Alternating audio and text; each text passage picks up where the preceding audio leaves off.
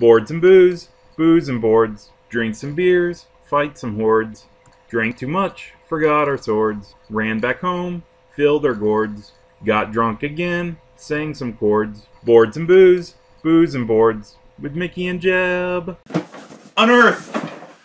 That's what we're playing this time. That is. Lift it up, Jeb. Put it up here so we can see. Alright, so Unearth. You probably already know that from the name of the video, and if you watch the cool intro, or I think the flashcard of when you click on the video, it says Booze and Boards, bonus episode, whatever, Unearth. You'll know it's Unearth. That's the long... So what you're saying is we don't even need to do this anymore, because they already know what we're going to play? Yeah, I just totally wasted like a minute or two of their lives talking about how they know that it's Unearth. I could keep going, but I'll stop. Yes, please do. So, alright, Unearth. What is it? It's 8 and plus for ages? 8 and plus? 8 and plus. Oh, okay. Not 8 Let's try to speak clearly. People can understand you, Jeb. 30 to 60 minutes, and what is that, 2 to 4 players? It is 2 to 4 players. Those are little robot those people. Those are delvers. Not robot people. It's by Brotherwise Games. So, Unearth. We first saw this at Origins. It is a game that I think I fussed about more than Jeb did walking by. Jeb, I want to play that. Jeb, I want to play that. And it was always full. It was always full. Yeah, so we didn't get to play it at Origins. But. Right.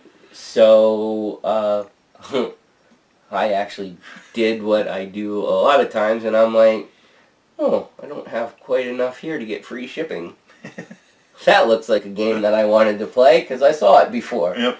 So, I took a chance, put it in the basket, and I got Unearth. To tell you the honest truth, I really didn't know too much about how it played. Yeah. We didn't even really stand at the tables to get a real good feel for it. This was almost a purchase of like Faith alone. It's got some decent artwork. Yep. It's got dice, and it didn't look like it would be overly complicated, right. Which is in our arsenal is always a good thing to have, because not everybody wants to play a 4+ hour game, and a lot of times you don't even have that much time to play a game. So, anyways, that's the history about acquiring it. What it's about is basically you're trying to reestablish the Earth, so to speak, I guess. Okay. You have delvers, is what you are in the game, and you are trying to create wonders and gain, what are they, ruin? What are the things? Ruins, yeah, ruins. So you're trying to claim ruins and things like that. Yep. Without getting into too much of the game yet. I think we have, what, 3 plays under our belt? 2 or 3 plays? Yeah. And then I have a couple at work, I Oh. think, right? Yeah. So Mickey's an expert in it now. Well, I don't know if I'm an expert, because evidently I like the game but can't win it. Yeah, that's true. I bring it to work and teach somebody that's not even a big gamer, and I lose. How bad is that? Anyways, so we'll be back to show you the components, which pretty simple. We'll set up everything. Yep, set up everything, and we will dive into a game, and then we will let you know what we think about it. So, anyways, remember, reclaim, rebuild, remember. That's right there, Jim. Yeah, that's you read that on the side of the box. Good job. Alright, so we are back with components. So, we're going to go through everything that comes with Unearth and talk a little bit about it. So, the first thing, there are 4 sets of 5 dice in different colors. So you get 3d6, you get 1d4, and 1d8. That Jeb, or d10, right? No, this is a d8. It's the other game that Jeb thinks the 0 is a 0 on. Yeah. Instead of a 10. I had to explain to him that on a d10, the 0 is the 10. Making fun of Jeb a lot today. Alright, so next up are the Ruins deck. Alright. Here's the Ruins deck. They are tarot-sized cards. They are. This is a Ruins deck. These are what the Ruins, some of them look like. I'm holding them upside down for you guys. Similar to the Ruins deck are the End of Age deck. Right, so there's only a few of these. And per game, only one of them is used, so that's why there's so little of them. There is 5 End of Age, and basically they have a different end game effects. Alright, so but they do have a different back, so it's easy to sort. Then there are the Delver cards. Delver cards are the tiny cards. And there's a good amount of them. Yep, and good amount of them. Go through them. You can go pretty quick, yeah. And you know, they have the little picture of the Delvers, and these are basically the special powers that you can acquire throughout the game. Yep. Then there are the Named Wonder cards. Alright, so Named Wonder cards are they have this back, and on the front they have a picture of a wonder and the name of it, hence the Named Wonders. They go with the tiles that have pictures on it. Yep.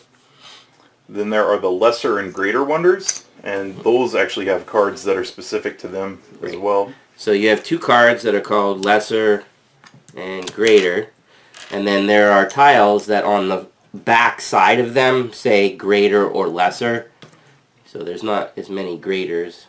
And then there's lesser ones. There's a big pile of lesser ones. And then so that's why you only have 1 card, because the 1 card represents all the chips that either have greater or lesser on them. And on the back side of those tiles are is a victory point value. Yep. Random victory point values. So just for instance, lessers are worth 2 to 4 and greaters are worth 6 to 8. If you don't remember that, we're going to be saying it again when we go over gameplay. Then there are the hexagonal stone tokens, which there's a huge pile of them. Yeah, huge pile of these in different colors. Let's see, I think I grabbed one of each. We have a black one, a red one, blue one, and a yellow one. Is that it, Jeb? I think so. That looks right.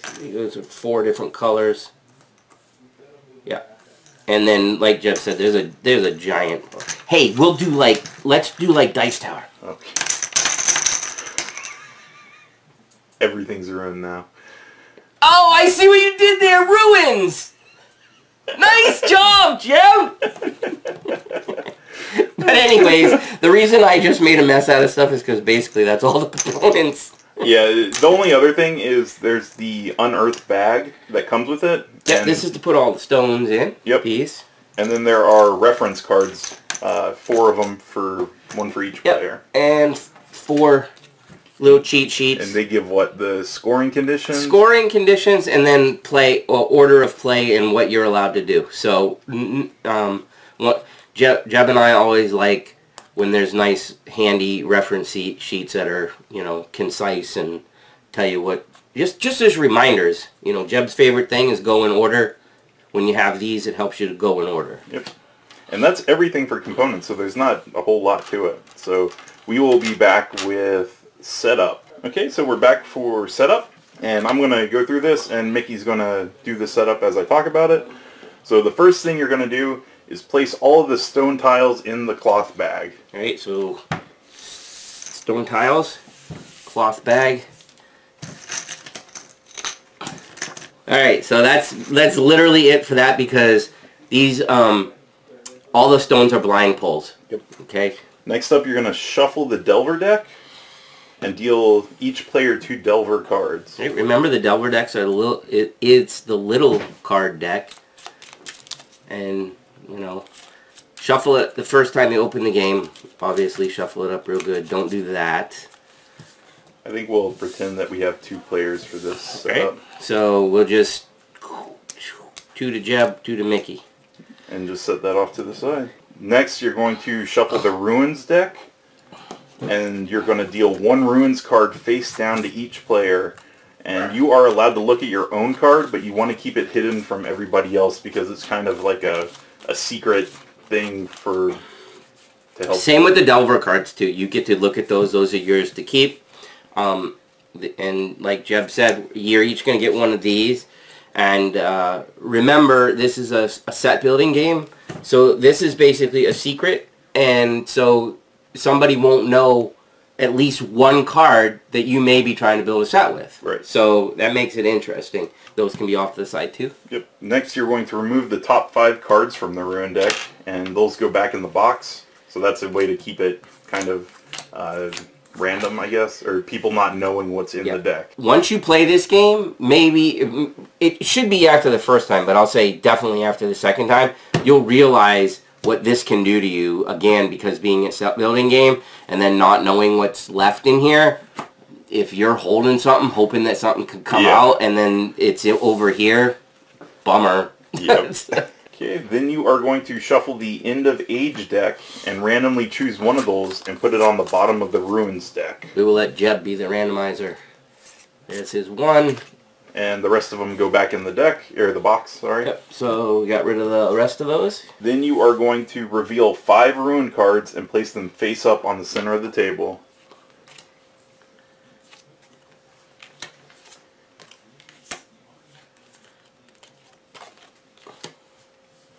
There you go. Okay, you are going to randomly draw stones from the bag and place a number of them on each ruin as indicated by the number on the bottom right. So, and notice that it's the same shape as a ruin, so you won't confuse it with the top. Right. So there's 2 here. 1, 2, 3 here. 2 here. 2, 2. Next up, you're going to shuffle the Named Wonders deck, and then you're going to draw wonders equal to the number of players plus 2. Alright, so in this case, shuffle, shuffle, shuffle, and we already like pre-selected, so we didn't hunt for. Yeah. It was, we did it random, but we didn't want to hunt for the what am I saying? The tiles or tokens, yeah. So since it's a 2-player game for this setup, it's 2 plus 2 is 4, so we got 4 of them. Right. And you're going to grab the corresponding token and put it on top of it. Which, there's a picture, it matches the picture, and we put them, we already have these pulled, so they all match. And then all the other named wonders that were in that deck just go back to the box, and so do the tiles for those. So yet another thing that randomizes the game some more, because these are like bonus powers or points or whatever. Okay. Then next up, you're going to shuffle all the lesser tokens in a pile and put them on the lesser wonders card, and do the same thing with the greater wonders. Right, and again, these are shuffled in secret, obviously, because the point values are random again. Like this pile is 2 to 4 and this is 6 to 8. So if I draw this top one, I may get a 2 and I may get a 4, or anything in between. And the same with the 6 to the 8. Next up is each player is going to take a set of dice of one color. I wonder which is Mickey's getting. I don't care. Jeb's red. Alright. And then you're going to roll to see who goes first. And after the first player has taken their turn, play proceeds clockwise. So in this case, we could just both roll the d8. I got a 7. Oof. I got a 1. So I would be going first. And that's everything for setting up the game. Alright, so on the next page in the rulebook, there is actually setup for a 4-player game and setting up a 2-player game. So this is how you would normally set up the game, but for a 2-player game, what you would do is instead of removing 5 cards from the Ruins deck, you would remove 10. So we're not going to do that because the game we're going to show you is with a 3-player game. But that's just something to keep in mind. And then also for a 2-player game, you would only reveal 4 ruins in the middle of the table instead of 5. So just keep in mind that there is special setup for a 2-player game. Alright, so we're going to go over gameplay now. Again, remember, at the end of the last section, Jeb told you that, 2-player game is a different setup. But I'm going to reiterate, we are playing a 3-player game. So even though there's only 2 of us showing you how to play the game, we are well aware that this is not the setup for a 2-player game. But we're going to play a 3-player game. So we're going to get into mechanics now, and I just want to get that out of the way in case we get any comments that that's not how you set up a two-player game. This is just for example on how to play the game. We're not playing a two-player game. Yep. Alright. Alright, so on your turn there's two phases. There's the Delver phase and the Excavation phase. Right. And you have to do this in order, and the Delver phase is actually optional. So for the Delver phase, you can play any number of Delver cards from your hand, and they are immediately resolved in the order that they're played. At the beginning of your turn in the Delver phase, you can be like, oh, I want to play this Delver card, and this says, give the next die rolled this turn a +1 or a -1. So if I play that on my turn, then when I roll a die on this turn, I can change it if I want to. Exactly. So, and remember, it is any number. Yeah, and you're going to acquire more of these throughout the game. So if Jeb saves and saves and saves, and he has 6 cards, and he wants to play all 6 on his turn, have at it. Yep. So after the Delver phase is done, so in this instance, I'm playing that one. So okay. The next phase is the Excavation phase. And for this one, you must roll one of your dice from your pool and place it on a Ruins card in the center of the table. That's called the Excavation roll. And you must declare which die will roll and which ruin you're placing it on before you roll the die. And that's important. So yep. When my Excavation phase begins, I'm going to be like, I'm going to take a D6 and I'm going to roll it for this one. So he's declared his die, he's declared his card. He knows that he played this during the Delver phase, so he has that ability to do. Yep, so I'll roll. I got a 1. I don't like it being low, so I'm going to use my Delver card to add 1, so it turns it to a 2, and this gets placed on here. One quick thing, you cannot have a die that is less than 1 or more than 6. Whatever face that die is. Right, so if you get, if you have multiple pluses and you've already got a 5 on the card, then, you know, all you're doing is getting a 6 or whatever. Once I roll it, I place it on there, and then certain things can happen. So if a 1, 2, or 3 is rolled and placed on a card, you are actually able to immediately take a stone from that card and place it in your tableau. So since I got a 2, I'm going to take this black stone and I will start my tableau down here. You can kind of see that. You will be making it kind of bigger, so this is just kind of squished on the screen. We're squished together here, and I think after we get done with mechanics, we'll explain the tableau in a little more detail. Yeah. Just so you guys understand that, because it's a very, very key part of the game. Besides rolling a 1, 2, or 3, that's how you get a stone off the card. If there are no stones on the card, then you get to randomly pick a stone out of the bag. Yep. Whenever you roll a 1, 2, or 3. It doesn't matter what if you do it on a re-roll, if you do it moving it to another card, if you do it because somebody made you re-roll a die. If you roll the 1, 2, or 3, you get a stone. Yep. Okay, so that's an important thing to remember too. Particularly when somebody else is making you re-roll a die, because they may be trying to prevent you from doing something, and they may succeed in that. But it may give you another stone too. So there's a little bit of strategy there, I would say. All right, so I placed my die, and that would be the end of my turn. So this card, I guess I'll just throw over off to the side in the discard pile. If that deck ever runs out, you do get to reshuffle it, I believe, right? Mm-hmm. So my turn is over, so it's going to pass over to Mickey, so he would get his turn. Right, and I will also select this card with a D6, and I will roll. And I got 4. So he places it on there, and since it's not a 1, 2, or 3, he doesn't get a stone.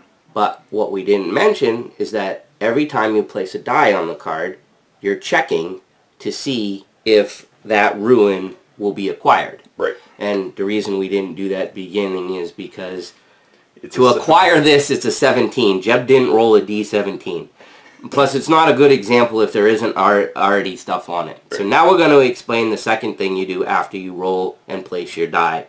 You check to see if this number has been met or exceeded by the die already on the card. So in this case, there's a 4, there's a 2. It has not been equal to or exceeded the 17. So that card is still in play. Fast forward? Or yeah, let's fast forward real quick. Alright, fast forward. We're going to do a couple of examples here. Jeb used his D8, but Mickey was better on his D8, of course. Yeah, of course. So, fast forward, Mickey just rolled an 8 and placed it on there. So now we check the card, all the dice on it. So there's 8 and 7 is 15, 4 makes it 19, and then 2 is 21, right? Yep. So 21 is greater than 17, so now this ruin is going to be claimed. And so how do we do that? When claiming a ruin, you're going to look for the highest value of all the dice. Right. So if you're looking at it, there's a 2, a 4, a 7, and an 8. So 8 is the highest. So whoever owns that 8 die is the one who gets to claim it. Right. So, in summary, highest die wins. Yes. Okay? I'm sure immediately you guys are thinking, what about ties? Going to get there in just a second. So in this particular case, blue wins it. Alright, now we have an example where still busted over the 17 because 16, 22, 23, 4, whatever it comes out to be, we're over. Alright? That's an 8. That's an 8. We tied. We tied. So now we go to the next highest, and there's a 4. The next highest die. The next highest die. D6. So since actually in this case there's 2 D6s, we're going to compare those. And Mickey has a 4 and I have a 2, so guess who gets it? This guy. Yeah. Alright. Another example. Alright. Now in this scenario here, notice that we have 3 dice with a 6 on it. Yeah, so the highest number is a 6. Right. There's a D6 with the 6, a D6 with the 6, and a D8 with the 6. Alright, so we're looking, in this case, for the highest number, we know it's a 6. Now in this case, the tiebreaker is the larger die. So this is a D6, this is a D8. The D8 wins the tie. Yep. Okay, so I guess the proper way to say a tiebreaker is first check for the larger die. Well, yeah, right? Tiebreaker. First for the larger die, and then it cascades down from there. Any more examples? I got a couple more. All right, Jeb, a couple more examples here. So look at that. We got 6s all around. So the D8s are tied at 6. The D6s are tied at 6. So what happens? Card gets thrown away. Yep, so it's out of the game. And then the other example I had, so we've got a third player in this game. What we're going to do is look for the highest value. So in this case, the D8 has a 7, the other D8 has a 7, so that's a tie. So now we look at the next highest value. And you're like, oh, that yellow has a 6 on it, so it's the next highest. Wrong. Because that person did not tie in the first place. So they are ignored, and we just look at the blue and the red. And Mickey wins again. Yes. So I think those are all the cases that I can think of. So next we want to talk about what happens when a card is claimed. So the first thing is nobody gets these stones. But they go right back in the bag. They go back in the bag. Next thing, Mickey had won this card, so what we're going to do... We're just going to slide this off. You can leave the dice right in front of there. So alright, so I get the card, and I take my dice back. Right. And the card he gets goes face up in front of him, so everybody will know what he's claimed so far in the game.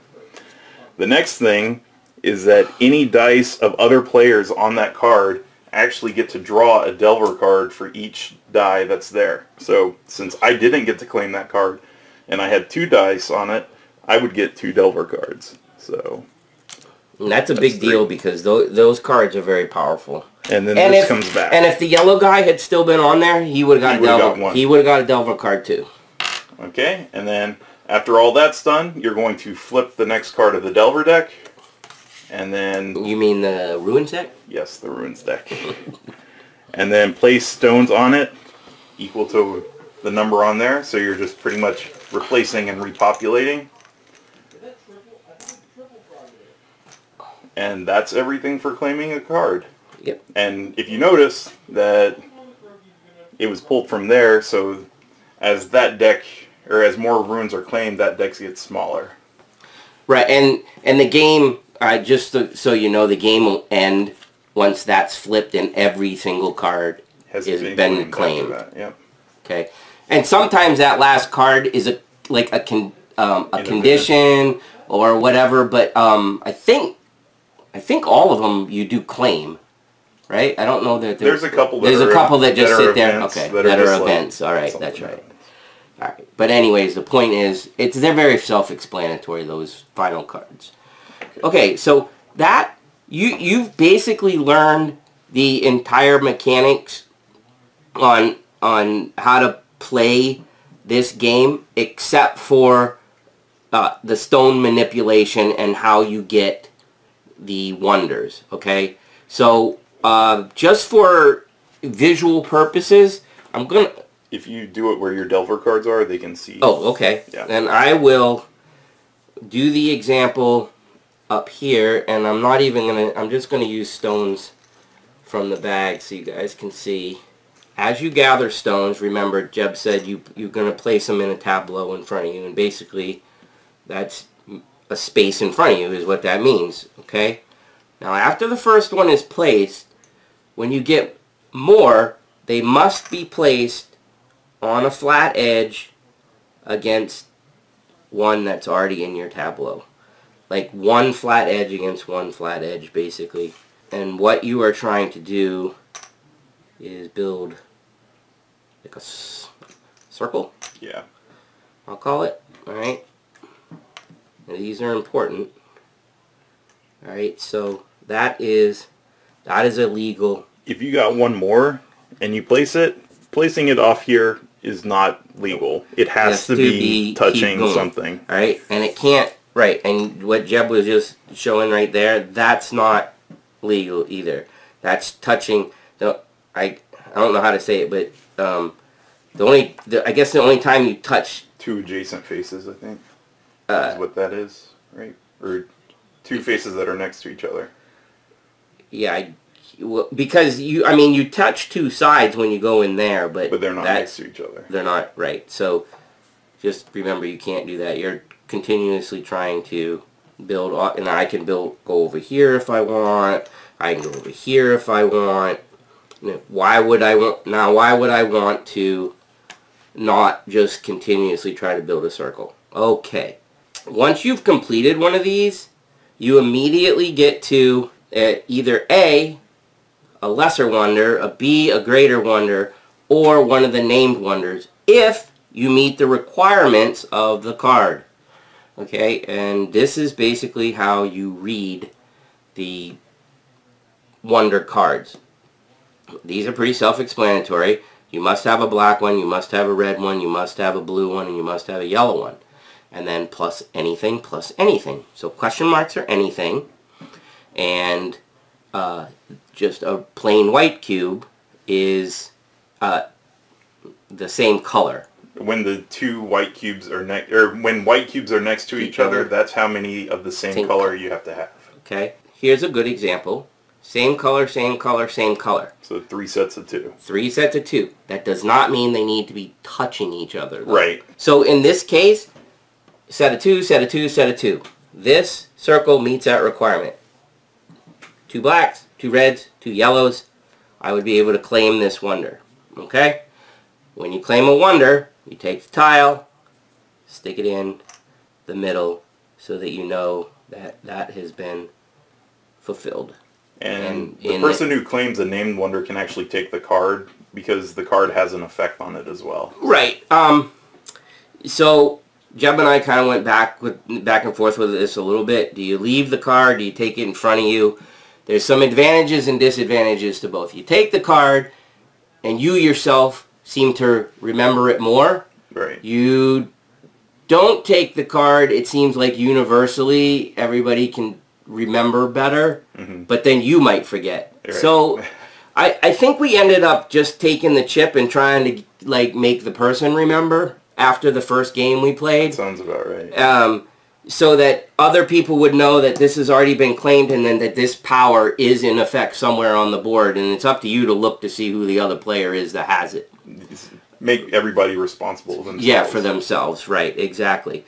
Even though it is a little more helpful to the player that won it to take it in front of him, we found that, at least we both found that it was a little better to leave this in its place because nobody's going to try to get it anymore because there's no token on it, yet you can be like, oh wait, that person gets to draw a random ruin from the ruins that were removed from the game. So that reminds that person that, wait a second, somebody's got 2 secret cards to my 1 secret card. And then you can be like, oh yeah, Jeb got that. Alright, so that's personal preference. You don't have to do it that way. That's just what we came up with. Okay, so that's how you take a named wonder. Alright. Lesser wonders are, to build a lesser wonder, you just need any 6 tokens. So anytime you build a circle, you always have the possibility to get a lesser wonder, unless they're all gone. Right. So in Mickey's case right now, he could either choose to build a lesser wonder or the blackened cenotaph. Or this. Or that one, yeah. Or this. Yeah. But not this, because I have no blue. Right. And not a greater wonder, because greater wonders, you have to have all 6 the same color. Right. And that's why they're greater. That's correct. So in this, so let's pretend that I built this one again, and I took a lesser wonder. I can see what I got for victory points, and then I'll stick it in there so that I know that I already got this. Now, you might be saying, why do I have to put it in there? Well, one, it makes it so, because you have to claim something, it makes you know that that circle's been claimed or whatever you want to call it. 2, it keeps you from doing it again. Yeah. So, remember, you can look at the point whenever you want. Now, Jeb doesn't know how much I have in there. So if we were really close in terms of what he can see, he might be going, oh no, did he get 2 or did he get 4? Or did he get something in between? Let's go off of what I already have here. I got a nice section of, I already have 2 blacks that are connecting each other here. So hopefully, over the course of time, I can get a few more, before the game ends, and keep building off of that. And oh, maybe there was a couple turns that Jeb stole some from me. So I'll come out here with this. Sounds like something I would do. And I'll come out here so that I don't mess up my black circle that I got working right here. Because remember, all you have to do is be building off of it. So unless you have no other option, you can hold out to try to get that greater wonder. And so, oh, right, look, I finally, luck of the draw. Now I've completed a greater wonder. I get to take one off the top. I get to look at the score and drop it in there. Now Jeb's sweating. He's like, oh, crud, we're neck and neck. He's got a greater wonder. I only have a lesser wonder. I've got to score a greater wonder so that hopefully he didn't get an 8 on that one. Yeah. Hopefully that made sense, because this is actually one of the things that makes this game really cool. Yeah. Besides, honestly, the middle mechanic is pretty neat too. But building these and having all these secret victory points is one of the things that makes it's one of those games where it's like, I think I'm close, but I don't know for sure. Right. All right. Did I miss anything, Mr. Jeb? Nope. I think we're at the point where, as you already said, the game ends when all the cards in the middle have been claimed. So we need to talk about scoring. Yep. And so we will, before we get into that, I'm going to take these off. All right. This is what it would look like at some point. It's not necessarily these cards that would... Oh, that's awful. All those green ones at the end. Oh, that's terrible. Okay. So at some point, 4 cards, because somebody just took one, that gets flipped over. In this case, oh, this is a nasty one. City of Ash. This Ruins is worth -4 points. So in this case, you're trying to get somebody else to take that stupid card. And remember, every turn, you have to roll a die. You have to select a Ruin to put your die on. So eventually, somebody's going to get a -4 at the end of the game. So that was kind of a neat example. But my point is, I wanted to see, once this depletes, this has to go, this has to go, this has to go, this has to go, and this has to go to somebody. That's when the game ends. Alright? And as Jeb said, now we're going to talk about scoring. When the game ends, the first thing that's going to happen is the players are going to reveal their hidden ruins card and score points for each set of matching ruins they have. And that is shown in the rulebook and on the card. The card. Okay, so what does that mean? That means that you flip over your hidden one. That's easy enough. Jeb had that aqua blue one. I had an orange one, if you can't see it. I think Jeb said you guys can see that. Alright, so scoring sets. Set of green. Set of light purple. Set of dark purple. Set of aqua blue. Jeb only got one. So there, this is sets of cards. And actually, I'll put that one out there too. So say a player has this as their final... Yeah. This isn't me or Jeb. This is a player. For example, how would they score this? Alright. So, you basically go down the sets, look at your scoring card right here. I have a 1. So I have 2 of those. One card is worth 2 points. So that right there is 4 points. Okay? Then this is 1, 2, 3, 4 cards. Look for the picture of 4 cards. That's 20 points. So 24 right now. Now I have 24. Oh, there's another 4 spot. I thought that was a 3, but that's... So we already know that. So we already know that 4 is 20. So another 44 right now. 44. I can guarantee you guys that if somebody does this, they've won. And then in a set of 3 is worth 12, so that's 56. Yep. And if you're wondering, a set of 5 is worth 30 points. Now the other thing you look at, and this is a good example. After you score points for sets, the next thing you're going to do is score an additional 5 points for collecting a set of one of each of the 5 colors of the ruins. And in this person's case, they got the dark purple, they got the light purple, they got the green, the aqua, and the orange. So they get that bonus of 5 points. So now this player is at 61. Yep. Score. Alright, then the players are going to score points for their lesser, greater, and some of the named wonders, as indicated on the tokens. So, say this player had that tableau that Mickey had built. Alright, so he scored a boatload here, but his tableaus are a little lacking, because I've seen Jeb get quite a few. He's building fiend. He likes those 1s, 2s, and 3s. Alright, so for my lesser wonder, boom, I got 3 points. So that puts 64. And for my greater wonder, I got 7 points. 71? Yeah. So in this case, that would be all my points. There's actually, players score an additional 5 points for building 3 or more wonders. Which Mickey did not do. Right. And so what that means is that if I would have got one more chip, just one more chip, or like here, I would have got a bonus 5 points. Yep. And then all the players are going to do those steps, and whoever has the highest amount of points at the end of the game is the winner. And there's actually rules for a tied game. And it says, in the case of a tie, the player with the most ruins of the highest claim value wins. That means you would look at your ruins. Remember, these ones at the top are the claim value. So in this case, this guy's got 2 claims at 17. So that's pretty good. Yeah. He'd have to, somebody else would have to have 3 17s to beat him if it was a tie. And if somebody else has 2 17s, then you look at the next lower number. Next set. Tylee, I feel like even if there's a tie after that tiebreaker, you've done something pretty odd. Oh, they got to cover bases too, just in case. No. I'm just saying that would be. like we've played this game at least 5 times yeah, now or something. So I feel like just having a tie in itself is kind of interesting. So anyways, hopefully you all understand the basic mechanics of the game.